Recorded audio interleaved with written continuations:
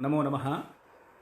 सृष्टौ या सर्गरूपा जगदवनविधौ पालने या च रौद्री संहारे चापि यस्याः जगदिदमखिलं क्रीडनं या पराख्याः पश्यन्ती मध्यमाथो तदनु भगवती वैखरी वर्णरूपा सास्मदवाचं प्रसन्ना विधिहरिगिरिशाराधितालङ्करोतु।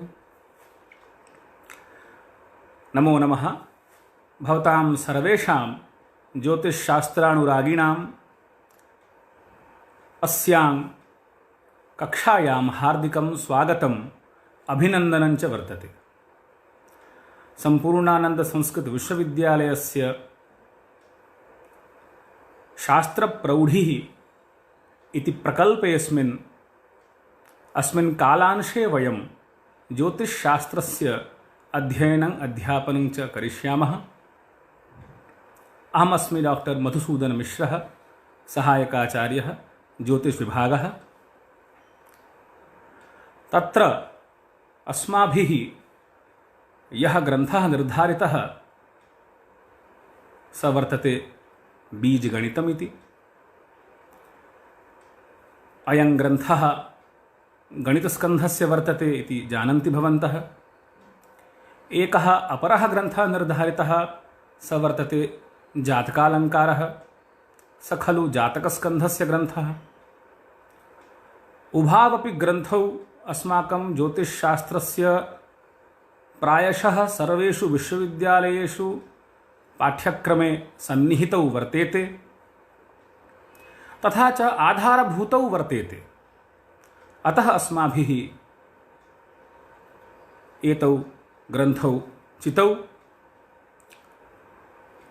तत्र अत्र समवेताः सन्ति अस्माकं केचन पारम्परिकाः छात्राः, केचन जिज्ञासवः सामान्यजनाः, विपठिषवः वर्तन्ते। अतः सर्वेषां सौविध्याय अस्माभिः समवेतभाषायाः प्रयोगः अत्र करिष्यते। मित्रों, यह जो बीज गणित और जातकालंकार के अध्ययन का क्रम है, इसमें प्रति सप्ताह शुक्रवार एवं मंगलवार को अध्ययन हम करेंगे। और आज हम शुक्रवार को बीज गणित और मंगलवार को हम जातकालंकार का अध्ययन करेंगे। तो बीज गणित का प्रारंभ करने से पूर्व थोड़ा सा हमें यह जानना होगा कि ज्योतिष शास्त्र के आलोडर में बीज गणित की क्या प्रासंगिकता है, और बीज गणित इससे पूर्व के ज्योतिष शास्त्रीय ग्रंथों में इसका उल्लेख है या नहीं, या भास्कराचार्य ने प्रथमतया इसका वर्णन किया, यह भी विचारणीय है। तो आप सभी जानते हैं कि वेदों के निकष से सभी विद्याओं का प्रणयन हुआ है, और वेदों में हमारे पास सबसे प्राचीन गणित ज्यामितीय गणित का उल्लेख तो मिलता है। कालांतर में श्रीपति, श्रीधराचार्य, ब्रह्मगुप्त इत्यादि के द्वारा अंक गणित का भी उल्लेख मिलता है। लेकिन बीज गणित का स्पष्ट ग्रंथ, पूर्णतया एक ग्रंथ जो केवल बीज गणित पर आधारित हो, ये ग्रंथ प्रथमतया बीज गणित ही है। क्योंकि ब्रह्मगुप्त ने 6ठी शताब्दी में इसका उल्लेख किया है। बीज गणित के कुछ अंश का अपनी रचना ब्रह्मगुप्त ने ब्रह्मस्फुट सिद्धांत में उल्लेख किया है, परंतु एक प्रकरण मात्र से, एक कुट्टक गणित के प्रकरण मात्र से उसे हम बीज गणित का ग्रंथ नहीं कह सकते। भास्कराचार्य से पूर्व महावीर स्वामी हुए, उनसे पूर्व आर्यभट्ट द्वितीय भी हुए। श्रीधराचार्य ने त्रिंशतिका भी लिखी, उसमें भी बीज गणित के कतिपय सूत्रों का वर्णन उन्होंने किया है। लेकिन आखिर बीज गणित के रूप में भास्कराचार्य की ही यह रचना क्यों ख्यात हुई? तो यह एक स्वतंत्र ग्रंथ है जो इस गणित की इस स्वतंत्र विधा के लिए निर्माण किया गया है। प्रथमः अयं ग्रंथः तादृशः येन ग्रंथेन बीज गणितस्य सर्वे पक्षाः अस्माभिः ज्ञातुं शक्यन्ते। और कल के अध्ययन में आपने आचार्य से सुना कि भास्कराचार्य की जो रचना सिद्धांत शिरोमणि है, उस सिद्धांत शिरोमणि के 4 अध्यायों का यह द्वितीय अध्याय है। तो द्वितीय अध्याय यह है, इसका मतलब कि प्रथम अध्याय का ज्ञान द्वितीय अध्याय के अध्येताओं को होना चाहिए, ऐसी अपेक्षा है। क्योंकि प्रायः इसके गणित और इसके उदाहरण और ऐसे कतिपय इसमें ऐसे प्रकरण भी हैं जो लीलावती के उदाहरण ही बीज गणित में आए हैं, लेकिन उनको साधन करने की विधि भिन्न है, प्रक्रिया भिन्न है।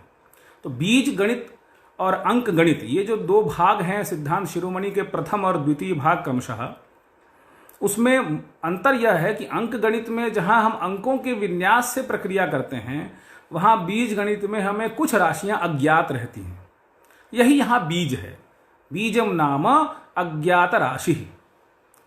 ये अज्ञात राशि ही बीज है और इसी बीज के कारण इसका नाम बीज गणित है। तो ऐसा क्या था कि अंक गणित से हम ज्ञान नहीं कर सकते थे और बीज गणित को हमें प्रयोग में लाना पड़ा, इसकी चर्चा हम करेंगे।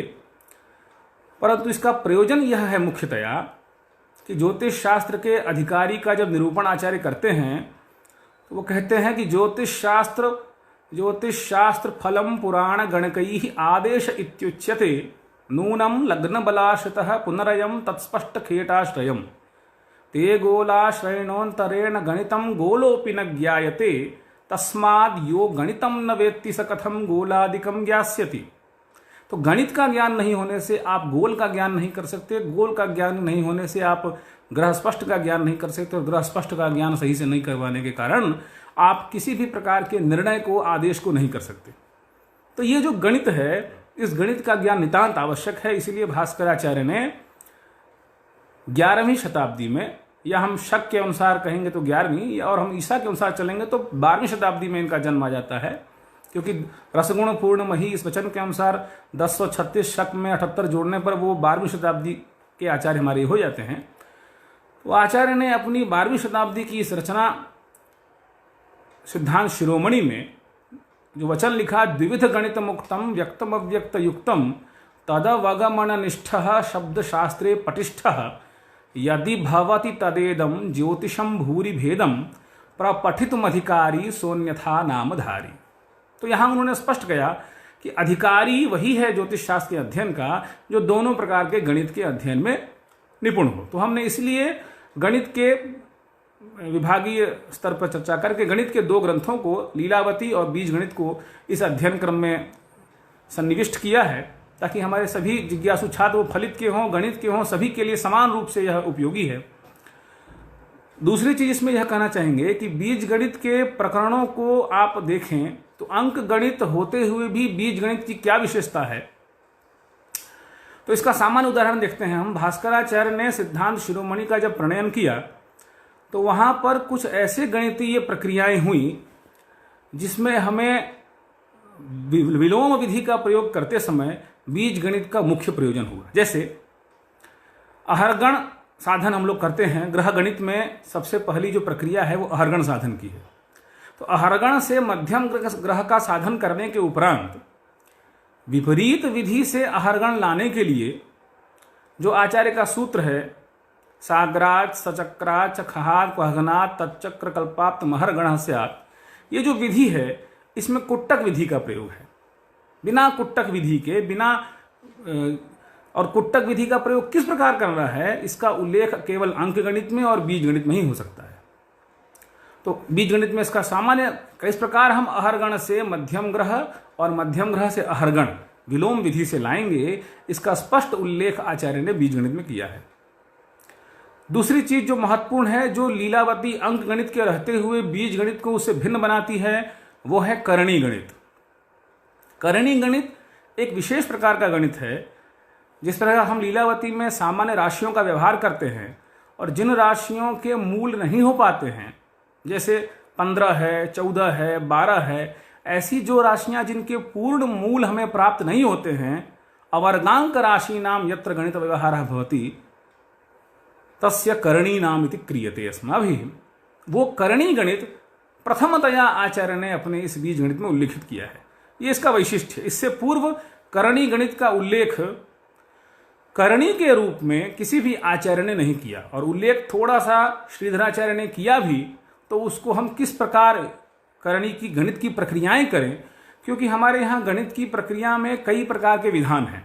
हम योग करते हैं, अंतर करते हैं, वो गुणन की, भाजन की और गणित की 6 क्रियाएं होती हैं।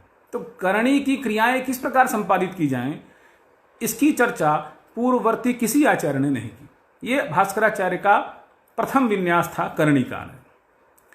करणी के बाद कुट्टक है। तो कुट्टक के विषय में आपको बताया मैंने कि ग्रह के साधन में कुट्टक का प्रयोजन है। आचार्य भास्कर का यह वैशिष्ट्य है कि वह सामान्य लौकिक उदाहरणों से आपको गणित की ऐसी प्रवीणता प्रदान करेंगे कि जब आप ग्रह साधन करेंगे तो उस समय उस गणित की विधियों का प्रयोग आप सहजता से कर सकते हैं। यहां पर बीज गणित में किसी भी प्रकार के ग्रह गणित को नहीं करके दिखाया गया है, सामान्य लोकाचार का प्रयोग दिखाया गया है और सामान्य लौकिक उदाहरणों से गणित की विधियों में आपको निष्णात किया जाएगा।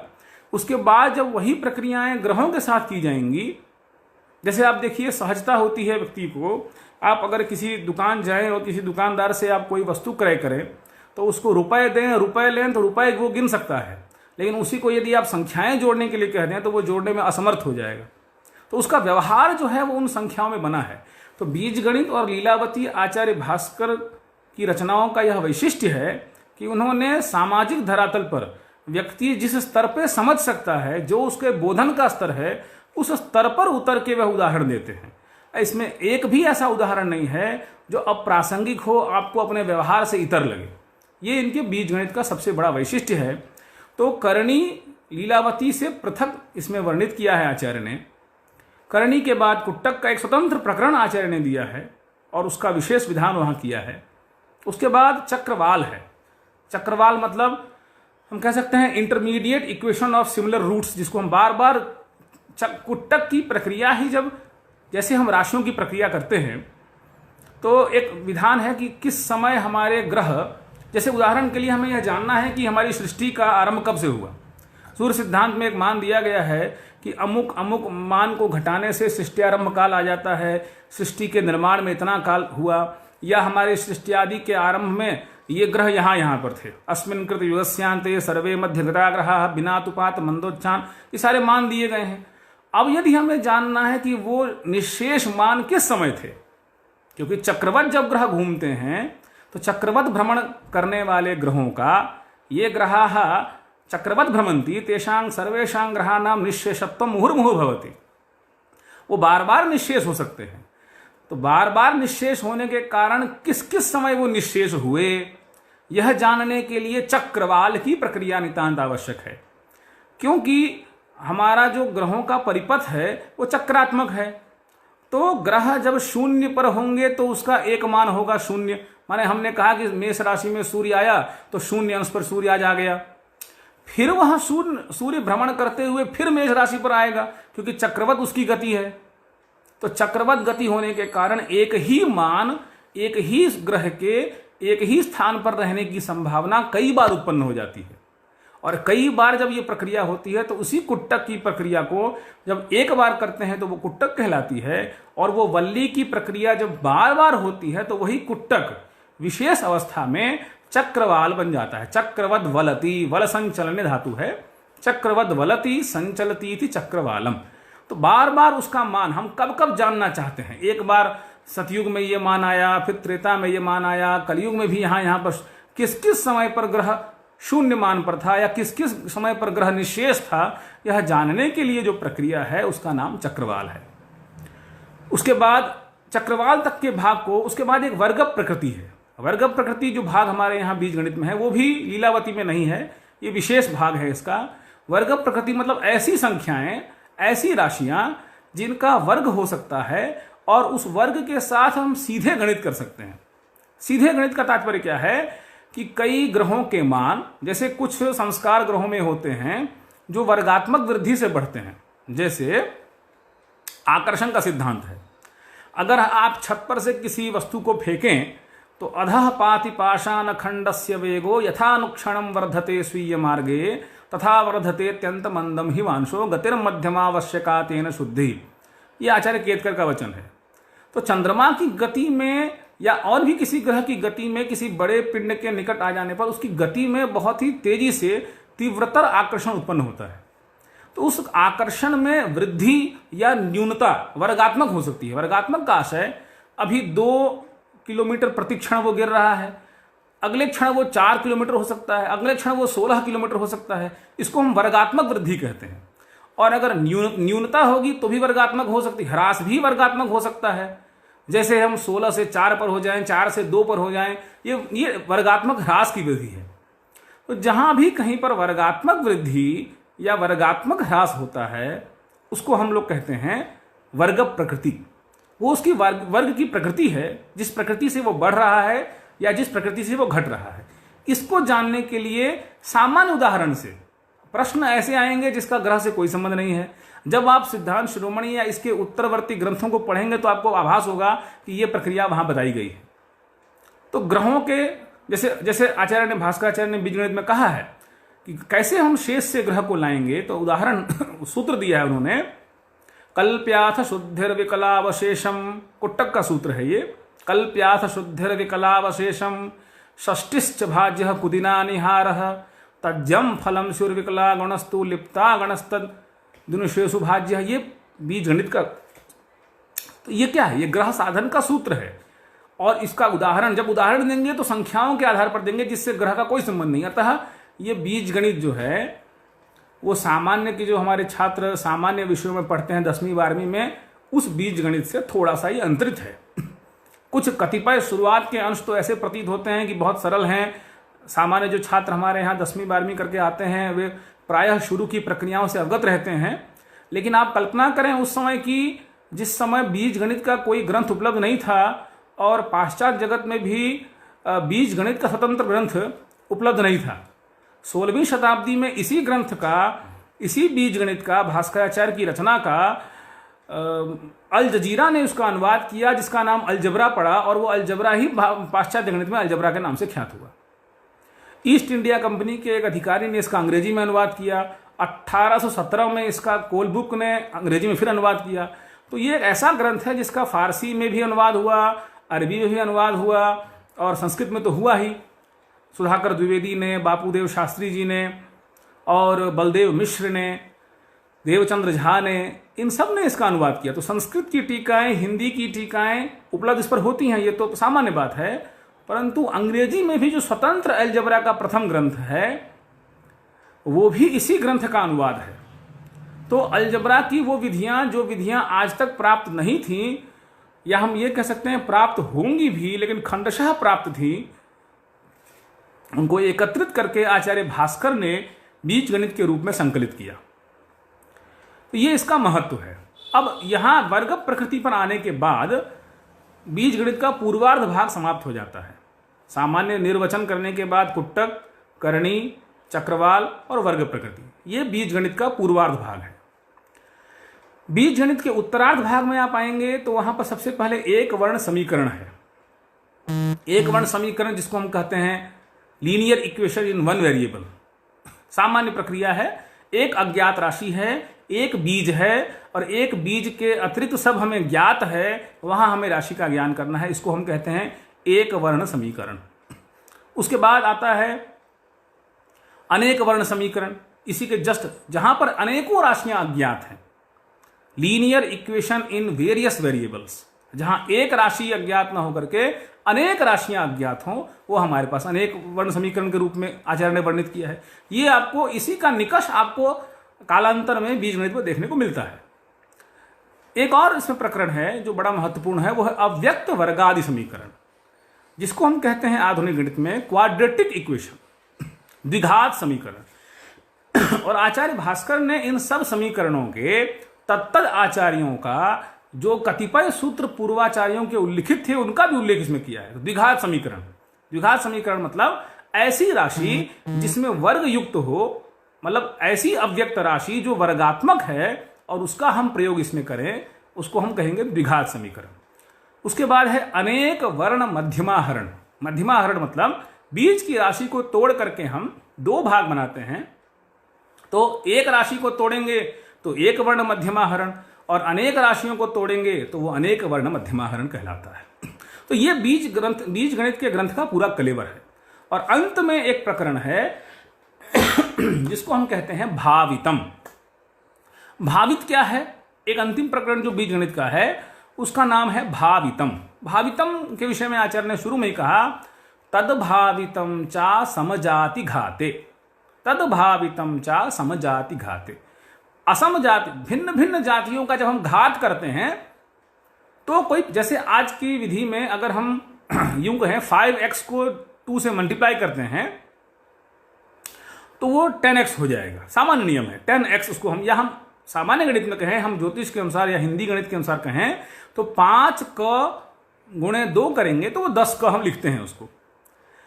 लेकिन इस 10 क को लिखने के बाद अगर उत्तर देखने वाले को ये जिज्ञासा हो जाए कि 5 क और 2 क में कौन सी राशि क युक्त थी, क्योंकि 5 क गुणे 2, यदि 5 क गुणे 2 भी लिखेंगे तो भी 10 क आएगा, 5 गुणे 2 क लिखेंगे तो भी 10 आएगा। अगर उसे ये ज्ञात करना हो कि 10 जो ये क सहित 10 का मान आया, इसमें जिन 2 राशियों का गुणा किया गया उन 2 राशियों में से कौन सी राशि विजातीय थी, कौन सी राशि सजातीय थी, इसको संकेत करने के लिए हम 5 क गुणे 2 भा मतलब भावितम, भावितम मतलब ऐसी राशि जो विजातीय है। तो हम एक अलग प्रक्रिया है उसमें, उसकी चर्चा हम करेंगे। ये बीज गणित का सामान्य कलेवर है।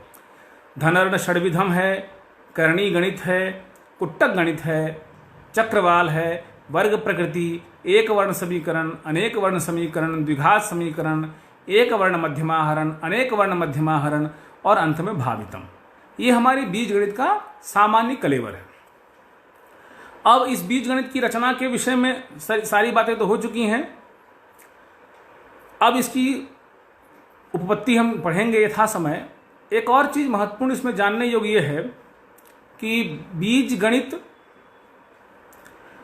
की 2 टीकाएं जो प्रसिद्ध हैं, जो वर्तमान में उपलब्ध हैं, वो एक बलदेव मिश्र जी की है और एक देवचंद्र झा जी की है। ये 2 संस्कृत की टीकाएं उपलब्ध हैं और अंग्रेजी में भी कुछ टीकाएं तत्त आचार्यों ने की हैं, लेकिन सबसे प्रामाणिक बलदेव मिश्र जी की टीका संस्कृत की है। तो सभी अध्येता उस ग्रंथ को अपने पास रखें। हम उस ग्रंथ का अनुपूर्वी पंक्तिशः गणितीय व्युत्पत्ति के साथ और प्रयास करेंगे कि हम श्यामपट्ट और लेखनी का भी प्रयोग अगली कक्षाओं में करें, तो उसका हम प्रयोग करेंगे। तो ये आपके बीज गणित का सामान्य कलेवर है। अब इस बीज गणित के मंगलाचरण की ओर बढ़ते हैं। तो आचार्य ने सबसे प्रथम जो पद इसमें दिया वो बीज की ही उपासना का दिया। तो हमारे यहाँ जो मंगलाचरण की विधि है उसमें वस्तु निर्देश भी करते हैं और नमस्कार भी करते हैं। उभयात्मकम मंगलाचरणम वर्तते तत्। वो जो मंगलाचरण है वो है उत्पादकम यत् प्रवदन्ति बुद्धेः अधिष्ठितं सत्पुरुषेण सांख्याः व्यक्तस्य कृत्स्नस्य तदेक बीजम अव्यक्तमीशम गणितम च वंदे। ये उसका मंगलाचरण है, ये प्रथम मंगलाचरण है। और प्रयोजन उन्होंने अगले श्लोक में कहा। और मंगलाचरण और विषय प्रतिपादन मतलब नमस्कारात्मक और विषय निरूपण प्रथम में ही कर दिया। किस प्रकार देखें आप, उत्पादकम यत्, इस मंगलाचरण पद्य की 2 प्रकार से सहज व्याख्याएं हो सकती हैं। जो सामान्य इसका निर्वचन है, उत्पादकम यत् प्रवदन्ति बुद्धेः, बुद्धेः यत् उत्पादकम प्रवदन्ति, बुद्धि का जिसको उत्पादक कहा जाता है वो क्या है, वो अंत में बताएंगे। बुद्धेः यत् उत्पादकम प्रवदन्ति, के प्रवदन्ति तथा भूताः के सन्ति, ये बुद्धेः उत्पादकम प्रवदन्ति, सांख्याः उत्पादकम यत् प्रवदन्ति बुद्धेः अधिष्ठितं सत्पुरुषेण सांख्याः तद्बुद्धेः उत्पादकम यत् प्रवदन्ति तत्किम तत् अव्यक्तम। ये सब अन्वय सब अव्यक्त में जाएगा। उत्पादकम यत्, यत् इत्युक्ते तत् अव्यक्तम, उत्पादकम यत् प्रवदन्ति बुद्धेः यत् अव्यक्तम बुद्धेः उत्पादकम प्रवदन्ति। प्रथमः अयम् अन्वयः।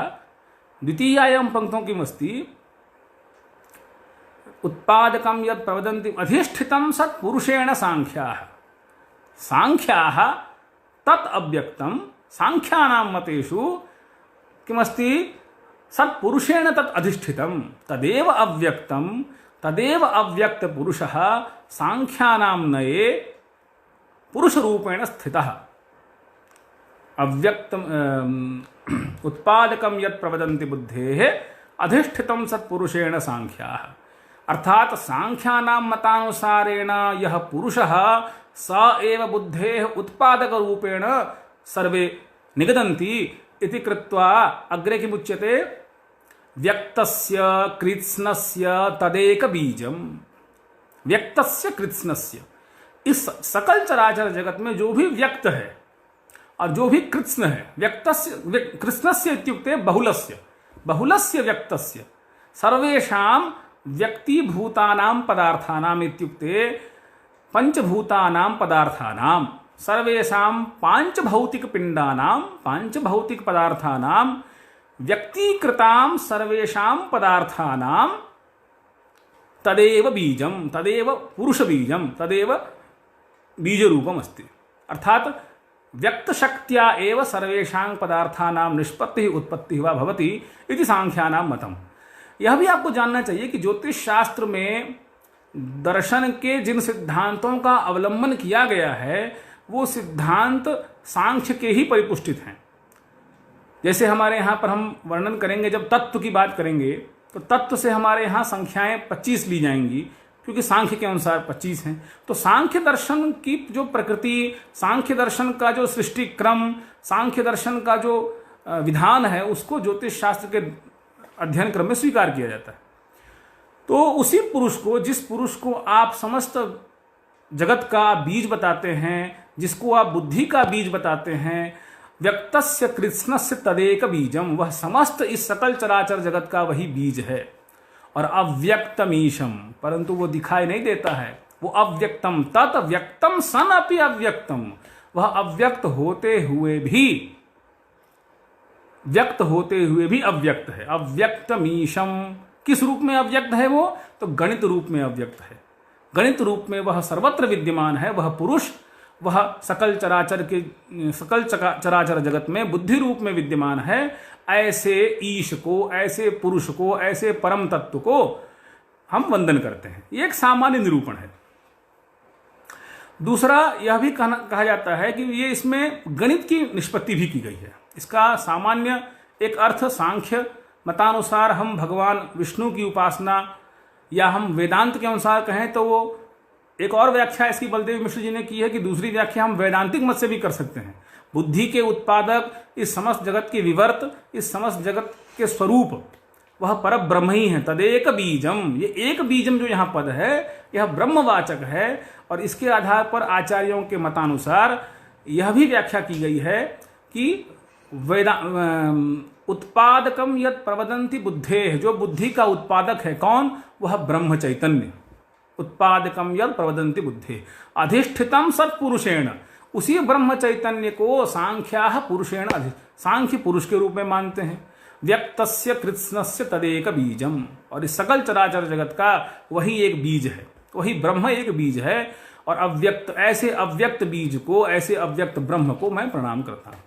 तो इसकी व्याख्या, जैसे हमारे यहाँ वेदों में कहा गया कि सभी प्रमाण तो प्राप्त होते हैं, लेकिन जो जिस दृष्टि से देखता है उसको वही प्राप्त होता है।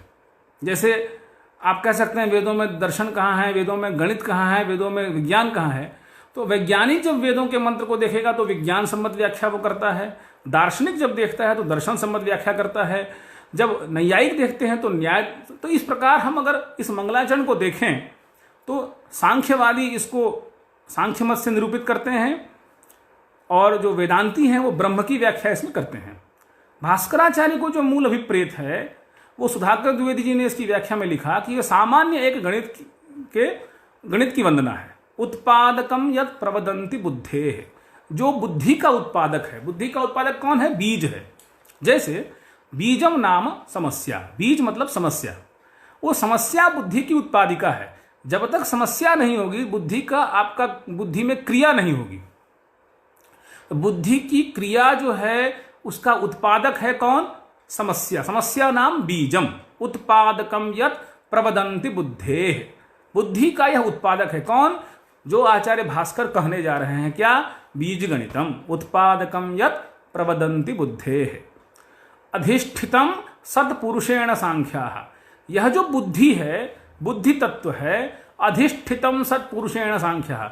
ये जो व्यक्त और अव्यक्त दो प्रकार का विभाजन सांख्यों का है, ये केवल बुद्धि के आधार पर ही है।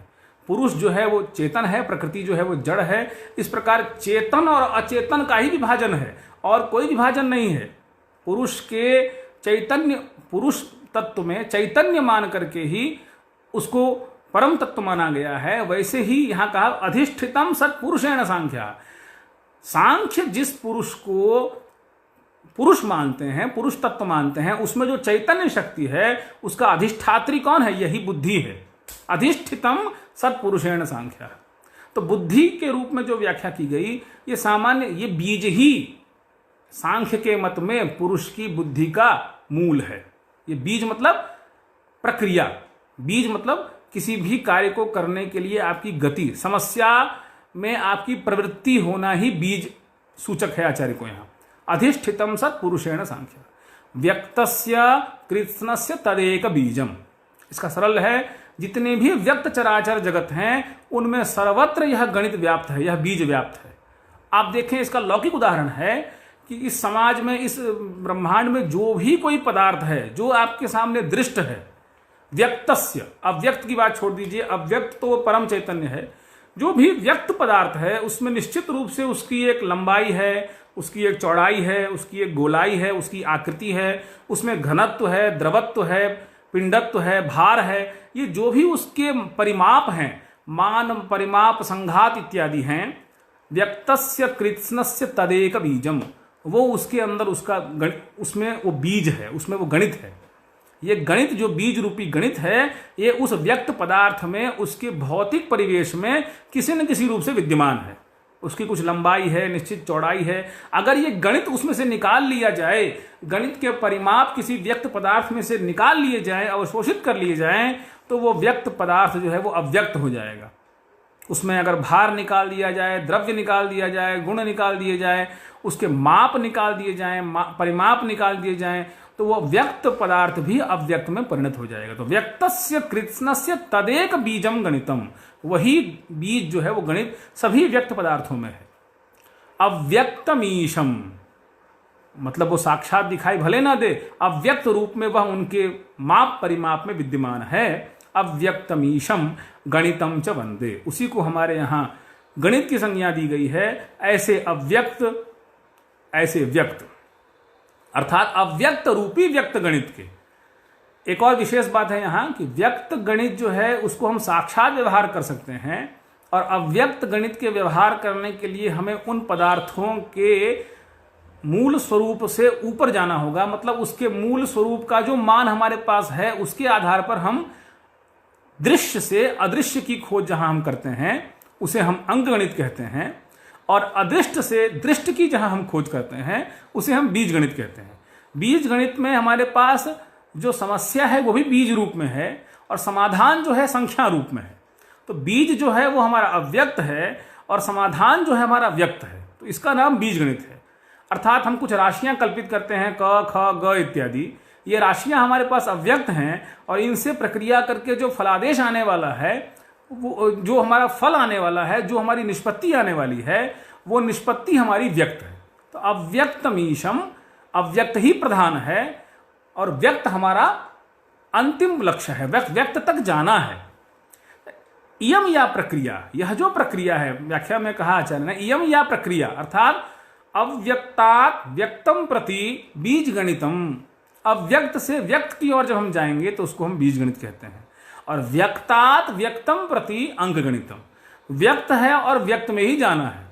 हमें पता है किन संख्याओं का योग करना है, उन संख्याओं के ही योगादि क्रिया से हमें संख्या प्राप्त होगी। तो व्यक्त से व्यक्त की प्रक्रिया अंक गणित कहलाती है, और अव्यक्त से व्यक्त की प्रक्रिया बीज गणित कहलाती है। पहुंचना हमें व्यक्त तक है। व्यक्त मतलब हमें अपने गणित की सिद्धि करनी है। बस चलने के मार्ग दो अलग अलग हैं। जहां हम अपना मार्ग अव्यक्त विधि से अपनाते हैं उसको हम बीज गणित कहते हैं, जहां हम व्यक्त विधि से अपनाते हैं उसको हम अंक गणित कहते हैं। और आप देखें, इसलिए लीलावती में कई उदाहरण ऐसे हैं जो यथावत बीज गणित में है। बस दोनों की साधन की प्रक्रिया भिन्न है, समाधान उत्तर दोनों के समान आते हैं, प्रक्रिया भिन्न है। अलिकुल दल मूलम आलतीम यातमष्टौ पार्थः कर्णवधाय मार्गणगणम वृक्षाधस्थ शतो, जो भी उदाहरण वहां दिए गए हैं अंक गणित की सामान्य विधि से आप निकालिए। तो वहां पर अंकों की कल्पना करके हम अंक का ज्ञान करेंगे, यहां हम बीज की कल्पना करके अंक का ज्ञान करेंगे। उभयत्र फल में कोई अंतर नहीं है, विधि का यहां भेद है। वैशिष्ट इसका क्या है कि यहां पर आप अज्ञात राशि से ज्ञात राशि का आप ज्ञान कर सकते हैं। तो ये सामान्य मंगलाचरण है। इसका आप मुख्यतया इसका जो अर्थ है, सामान्य एक पंक्ति में इसका अर्थ कहें तो जिस गणित को सांख्य बुद्धि के रूप में, पुरुष के रूप में प्रतिष्ठापित करता है और वह बुद्धि, वह पुरुष ही समस्त व्यक्त चराचर जगत का अधिष्ठान है, अधिष्ठाता है, ऐसे व्यक्त पुरुष को, ऐसे अव्यक्त गणित को हम प्रणाम करते हैं। अव्यक्तमीशम गणितम च वंदे। और ईशम, यहाँ पर यह भी महत्वपूर्ण चीज है कि गणित के लिए आचार्य ने ईश का प्रयोग किया है। गणित के लिए ईश का प्रयोग करने का तात्पर्य है कि वह व्यक्त रूप में भी है और अव्यक्त रूप में भी है। और आपको यह भी ध्यान रखना होगा कि ये भास्कराचार्य ने इस ग्रंथ में, कुछ व्याख्याकारों ने, कुछ टीकाओं में ऐसा भी प्रतीत होता है कि भास्कराचार्य वैष्णव संप्रदाय के थे कि शैव संप्रदाय के थे। इस पर जब विवाद होता है तो भास्कराचार्य की इन रचनाओं को, जब वो आगे हम चलेंगे शून्य की परिकल्पना की चर्चा करते हैं, वहां पर व्याख्यान देते हैं कि शून्य क्या है, तो भगवान विष्णु की तरह वो शून्य है। उस शून्य से समस्त सृष्टि का निकष होता है, उद्भव होता है, वही सृष्टि पुनः उस शून्य में विलीन हो जाती है, परंतु सृष्टि में उस शून्य में किसी प्रकार का विकार उत्पन्न नहीं होता है। अस्मिन् विकारः खहरे नरासा वभिप्रविष्टे स्वपिनिश्चितेषु बहुस्वपि स्याल्लय सृष्टि काले नन्ते च्युते भूत गणेशु यदवत्। ये वचन है आचार्य भास्कर का। तो सृष्टि के संदर्भ में भी वो भगवान विष्णु को केंद्र में रख करके व्याख्या करते हैं। तो कुछ व्याख्याकार ये इससे निर्णय करते हैं कि आचार्य भास्कर जो हैं वो वैष्णव संप्रदाय के थे, ऐसी भी व्याख्या करते हैं। कुछ जो हैं वो उनके पिता का नाम महेश्वर है, तो महेश्वर की उपासना और विजयवीड या बीजापुर जहाँ की उपासना वो किए हैं। कहीं कहीं उदाहरणों में भगवान लीलावती में जो है वो भगवान शिव की मूर्तियों का उल्लेख भी ये किए हैं। तो कुछ आचार्यों के मतानुसार शैव संप्रदाय का भी इनको मानते हैं, ये विवादित विषय है। परंतु आप अगर अध्ययन करना चाहें तो भास्कराचार्य की जीवनी पर जो रचनाएं हैं उसको पढ़ें तो आपको दोनों प्रकार के मत मिलेंगे। वो वैष्णव संप्रदाय, विशेष वैष्णव संप्रदाय के भास्कराचार्य थे, ऐसा टीकाकारों ने माना है। यह भी एक बड़ी महत्वपूर्ण बात है, प्रकरण है, तो मैं वो बता दूं कि ज्योतिष शास्त्र में भास्कराचार्य दो प्राप्त होते हैं, आर्यभट्ट भी दो प्राप्त होते हैं। भास्कर प्रथम, भास्कर द्वितीय। आर्यभट्ट प्रथम, आर्यभट्ट द्वितीय। तो आर्यभट्ट जो हमारे यहाँ हैं वो प्रथम आर्यभट्ट हैं, और भास्कराचार्य से जिसका सामान्य हम ग्रहण करते हैं वो भास्कराचार्य द्वितीय हैं। अगर हम कहें भास्कर प्रथम तो आप ये जानें कि ये भास्कर प्रथम बीज गणित के लेखक नहीं हैं। आपके जो बीज गणित जिस ग्रंथ का आप अध्ययन कर रहे हैं उसके जो लेखक हैं वो भास्कराचार्य द्वितीय हैं। और आर्यभट्टियम जो प्रसिद्ध रचना है, जिस आर्यभट्ट के द्वारा भूभ्रमण सिद्धांत का प्रतिपादन किया गया है, ये जो आर्यभट्ट हैं ये प्रथम है। तो सामान्य आर्यभट्ट कहने से आचार्य आर्यभट्ट प्रथम एवं सामान्य भास्कर कहने से आचार्य भास्कर द्वितीय का बोध होता है। जब हम आर्यभट्ट द्वितीय कहेंगे तो आर्यभट्ट द्वितीय का, और भास्कर प्रथम जब हम कहेंगे तो भास्कर प्रथम का बोध होगा। ये सामान्य निर्वचन है, ज्योतिष के अध्यार्थी जानते होंगे, सामान्यतया सभी जिज्ञासुओं के लिए निवेदन था। अब इस मंगलाचरण के बाद किसी विद्यार्थी की जिज्ञासा हुई कि सब कुछ तो आपने जब उदाहरण भी वही कहा है, प्रक्रिया भी वही कही है, और आप मंगलाचरण में कहते हैं कि सर्वम तावत अस्माकं लक्ष्यम व्यक्तम एव तर्हि पूर्वमेव लीलावत्या एव अंकगणितेन एव सर्वम अस्माभिः कर्तुं संपादयितुं शक्यते, कथम वा अनर्थः प्रयासः विधीयते। दोबारा प्रयास हम क्यों कर रहे हैं? तो आचार्य भास्कर ने इसका निदान किया है। तत्र पूर्व पक्षिणाम मतम निरासन आचार्य भास्करो वक्ति किम वक्ति तत्र पूर्वम प्रोक्तम व्यक्तम अव्यक्त बीजम। ये दूसरा मंगलाचरण है, इसको हम कहेंगे विषय निर्देश विशेष रूप से किया है। इसमें हेतु क्या है? पूर्वम प्रोक्तम व्यक्तम अव्यक्त बीजम प्रायः प्रश्नानो विना व्यक्त युक्त्या ज्ञातुं शक्या मंदधीभिर्नितान्तं यस्मात् तस्माद् वच्मि बीज क्रियां च। लीलावती के होते हुए भी गणित के एक प्रकल्प का होते हुए भी हमने द्वितीय विधि से गणित का प्रकरण क्यों प्रारंभ किया? तो आचार्य भास्कर इसका सरलता से उदाहरण देते हैं। पूर्वम प्रोक्तम व्यक्तम अव्यक्त बीजम मया यत पूर्वम प्रोक्तम, क्योंकि सिद्धांत शिरोमणि के ही 4 खंडों का यह एक खंड है। तो पूर्वम प्रोक्तम व्यक्तम अव्यक्त बीजम मया पूर्वम प्रोक्तम, किम प्रोक्तम? व्यक्तम प्रोक्तम। व्यक्तम नाम लीलावती मया प्रोक्ता, सा लीलावती एव अव्यक्त गणितस्य बीजभूता। पूर्वम प्रोक्तम व्यक्तम अव्यक्त बीजम मया पूर्वम अव्यक्तस्य बीजम यत् किम तत् व्यक्तम प्रोक्तम। पूर्वम प्रोक्तम व्यक्तम अव्यक्त बीजम प्रायः प्रश्ना नो बिना व्यक्त युक्त्या, परंतु केचन तथा भूताः प्रश्नाः प्रायशः भवन्ति येषां प्रश्नानां समाधानम् अव्यक्त युक्त्या कर्तुं न शक्यते। अव्यक्त युक्त्या बिना कर्तुं न शक्यते। प्रायः प्रश्ना नो विना व्यक्त युक्त्या ज्ञातुं शक्या, नो ज्ञातुं शक्या, अर्थात प्रायशः प्रश्नानां समाधानं यत्र सर्वेषाम् अंकानां मानम् अस्माकं सविधे वर्तते तत्र तु अस्माभिः सहजतया कर्तुं शक्यते, परन्तु यत्र एकस्यापि अंकस्य एकस्यापि राशेः यदि मानम् अस्माकं सविधे नास्ति तत्र प्रायः नो बिना व्यक्त युक्तिया ज्ञातुं शक्या। बिना अव्यक्त युक्ति के हम ज्ञान करने में समर्थ नहीं हो सकते। ऐसा सर्वदा संभव नहीं है कि आपके पास सभी राशियां ज्ञात ही हो। लीलावती में जो विधि कही गई है, मान लीजिए त्रैराशिक विधि है, जहां 3 राशियों का हमें ज्ञान हो, हम चौथी राशि का ज्ञान करें, उसको हम त्रैराशिक कहते हैं। तो आचार्य भास्कर ने कहा है लीलावती में, उदाहरण के लिए प्रमाणमिच्छा च समान जाति आद्यंत योस्तद फलमन्य जाति, ये व्याख्या उन्होंने की है।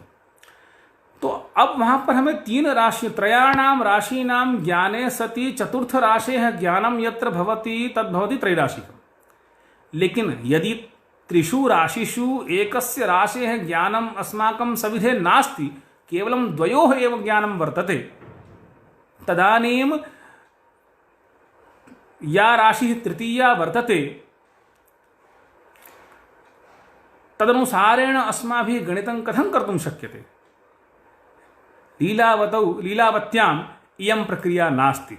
यदि एकस्याः राशेः ज्ञानं नास्ति चेत् तर्हि अस्माकं सरणिः बीजगणितं प्रति एव धावति।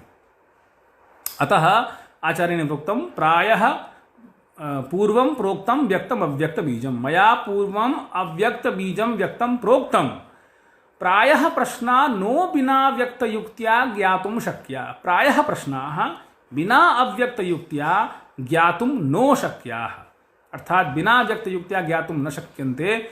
अतएव यस्मात् तस्मात् अस्तु केचन तथा भूताः पटवः बुद्धिमन्तः भवन्ति ये अंकगणित बलेनैव इष्ट माध्यमेनापि। फिर कहते हैं कुछ ऐसे भी आचार्य हैं, कुछ ऐसे भी पटु होते हैं, कुछ ऐसे गणित कुशल होते हैं जो बिना व्यक्त गणित को जाने, बिना बीज गणित को पढ़े भी उसको कर सकते हैं। ये बुद्धिमानों के बस में तो है। प्रायः प्रश्ना नो बिना व्यक्त युक्तिया, इतना ही जब भास्कर कहते हैं तो छात्र रोकता है कि गुरुजी ऐसा है कि हम तो बिना उसके भी कर सकते हैं। तो कहा ठीक है, यस्मात् तस्मात् मंदधीभिर्नितांतम, कुछ बुद्धिमान तो लीलावती से ही अंक गणित से ही बीज गणित का भी काम कर सकते हैं, लेकिन मंदधीभिर्नितांतम ज्ञातुं न शक्याः, परंतु जो कमजोर बुद्धि वाले हैं, जिनको थोड़ा सा भी समस्या हुई, थोड़ी सी भी कठिनाई हुई, तो वो बीज गणित के बिना उसका हल करने में सब पटु नहीं हो सकते। सबके पास इतनी, कुछ तो अंक गणित के बिना भी कर सकते हैं, कुछ तो केवल चिंतन मात्र से कर सकते हैं लेखनी लिए, कुछ की क्षमता तो विलक्षण है, परंतु शास्त्र प्रवृत्ति जो है वो सबके लिए है। तो मंदधीभिर नितांतम, सामान्य जिनकी गणित में रुचि या गणित में प्रवाह उतना नहीं है, वे सभी क्या करेंगे? मंदधीभिर नितांतम नो ज्ञातुम शक्या। अगर बुद्धिमान कुछ कर भी लें तो मंदधी उसका ज्ञान नहीं कर सकते। मंदधीभिर नितांतम ज्ञातुम अशक्या। ठीक है, यस्मात् तस्मात् वचमी बीज क्रियाम च, इसलिए मैं इस बीज क्रिया को बताने जा रहा हूं, क्योंकि व्यक्त गणित ही इसका मूल है। ये स्वयं भास्कर स्वीकार करते हैं कि पूर्वम प्रोक्तम व्यक्तम अव्यक्त बीजम, व्यक्तम अव्यक्तस्य बीजम इति मया पूर्वम प्रोक्तम। परंतु तथा भूतानां प्रश्नानां अस्माभिः ज्ञानं कर्तुं न शक्यते यतो हि तेषां प्रश्नानां यदि तेषु प्रश्नेषु एकोऽपि राशिः अनुपलब्धः तदानीम् अस्माकं कृते महती समस्या उत्पद्यते। अतएव आचार्यैः प्रोक्तं यस्मात् तस्माद् वच्मि बीजक्रियां च। बीजक्रियाम् अपि भवन्तः जानन्तु। यतो ही जब हम आगे चलेंगे ग्रहों की गणित की प्रक्रिया की बात करेंगे तो हमारे पास ग्रहों के ज्ञान करते समय ग्रहों का मान है लेकिन समय अज्ञात रहेगा, समय ज्ञात है गति अज्ञात रहेगी। जहाँ पर सब कुछ ज्ञात है वहाँ तो आप लीलावती का प्रयोग कर सकते हैं, लेकिन जहाँ एक भी राशि ज्ञात नहीं है वहाँ हम इसका ज्ञान सहजता से बिना बीज गणित की सहायता से नहीं कर सकते। ये दोनों इसके मंगलाचरण हैं। प्रथम मंगलाचरण जो है वो नमस्कारात्मक है। इसमें जो है अव्यक्तमीशम गणितम च वंदे, यहाँ पर बीज का भी उल्लेख आया है तो हम इसे विषय प्रतिपादक मंगलाचरण भी प्रथम को कह सकते हैं। और द्वितीय जो है उसने और भी विस्तार कर दिया है। तो ये हमारे दोनों मंगलाचरण हैं। इन दोनों मंगलाचरणों के बाद हम अव्यक्त में, हमारे यहाँ गणित में जो षड विधि है, योग, गुणन, भाजन, वर्ग, वर्गमूल, घन, घनमूल, ये प्रक्रिया किस तरह से हम करते हैं इसकी चर्चा आगे हम करेंगे। तो आज इतने पर ही विराम करते हैं। विशेषतया दोनों मंगलाचरण को एक बार पुनः आवृत्त करके इस कक्षा को पूर्ण करते हैं। प्रथम मंगलाचरण है उत्पादकम यत् प्रवदन्ति बुद्धेः अधिष्ठितं सत्पुरुषेण सांख्याः व्यक्तस्य कृत्स्नस्य तदेक बीजम् अव्यक्तमीशं गणितं च वन्दे। पूर्वं प्रोक्तं व्यक्तमव्यक्त बीजं प्रायः प्रश्नाः नो विना व्यक्तयुक्त्या ज्ञातुं शक्या मंदधीभिर्नितान्तं यस्मात् तस्माद् वच्मि बीजक्रियां च। यदि आपको कोई जिज्ञासा हो या इस मंगलाचरण में या किन्हीं छात्रों को, हमारे विश्वविद्यालय के विभागीय छात्रों को या सामान्य जन को, तो हमारे विश्वविद्यालय के डिपार्टमेंट ऑफ ज्योतिष SSVV का पृष्ठ है पृथक, उस पर भी आप जिज्ञासाएं भेज सकते हैं। या आप संदेश में अपनी जो भी समस्याएं, जिज्ञासा या सुझाव हो आप भेजें। अग्रिम व्याख्यान के क्रम में उन सब का समाधान किया जाएगा। आज का व्याख्यान हम यहीं पूर्ण करते हैं। सबको धन्यवाद।